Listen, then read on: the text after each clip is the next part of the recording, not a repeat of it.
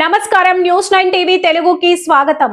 సంజు శాంసన్ హీరోనా లేక బాధితుడా? క్రికెట్ ప్రపంచం ఇప్పుడు ఒకే ఒక్క పేరుతో మారుమోగుతుంది. అతనే Kerala king team India sensational Sanju Samson. Eden gardens లో వెస్టిండీస్ సంజు ఆడిన ఆ విధ్వంసకర ఇన్నింగ్స్ 50 బంతుల్లో 97 పరుగులు భారత్ ను టీ20 ప్రపంచ కప్ 2026 సెమీఫైనల్ కు చేర్చడమే కాదు, కోట్లాది మంది అభిమానుల గుండెల్లో నిలిచింది. కానీ ఇప్పుడు వస్తున్న ఒక షాకింగ్ న్యూస్ భారత అభిమానులను కలవరపెడుతుంది. విజయం ముంగిట సంజు చేసిన ఆ ఒక్క పని అతడిని సెమీఫైనల్ కు దూరం చేయబోతుందా? అవును, మీరు విన్నది నిజమే. మ్యాచ్ విన్నింగ్ బౌండరీకి కొట్టిన తర్వాత ఎంతో కాలంగా తనపై ఉన్న ఒత్తిడిని, భావోద్వేగాలను ఆపుకోలేక సంజు తన హెల్మెట్ ను గాలికి విసిరేశాడు.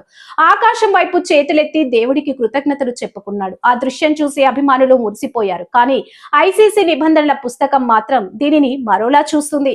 ఐసీసీ ప్రవర్తన నియమావళి ప్రకారం మైదానంలో క్రికెట్ పరికరాలను దుర్వినియోగం చేయడం లేదా అగౌరవంగా ప్రవర్తించడం లెవెల్ 1 నేరం కిందికి వస్తుంది. హెల్మెట్ ను విసిరేయడం అనేది అజాగ్రత్తగా లేదా ప్రమాదకరమైన ప్రవర్తనగా పరిగణించబడే అవకాశం ఉంది. సంజుపై పడనున్న వేటేంటి? ఒకవేళ మ్యాచ్ రిఫరీ దీనిని తీవ్రంగా పరిగణిస్తే సంజు మ్యాచ్ ఫీజులో 50% కోత విధించొచ్చు.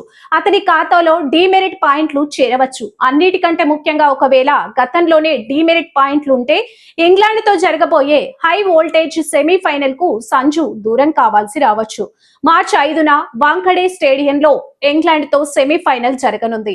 ఇలాంటి కీలక సమయంలో సంజుపై క్రమశిక్షణ చర్యలు తీసుకోవడం ఏంటని సోషల్ మీడియాలో నెటిజన్లు నిలదీస్తున్నారు. ఏళ్ల తరబడి ఎదురు చూసి దేశాన్ని గెలిపించిన ఆనందంలో చేసిన చిన్న పనిని ఇంత పెద్ద వివాదం చేయేలా అని ప్రశ్నిస్తున్నారు.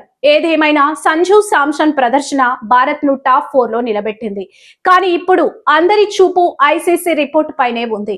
మరి మన హీరో సెమీఫైనల్ బరిలో ఉంటాడా లేక నిబంధనల ఉచ్చులో చిక్కుకుంటాడా? వేచి చూడాల్సిందే. క్రికెట్ అప్డేట్స్ కోసం చూస్తూనే ఉండండి మన ఛానల్ న్యూస్ 9 టీవీ తెలుగు. జై హింద్.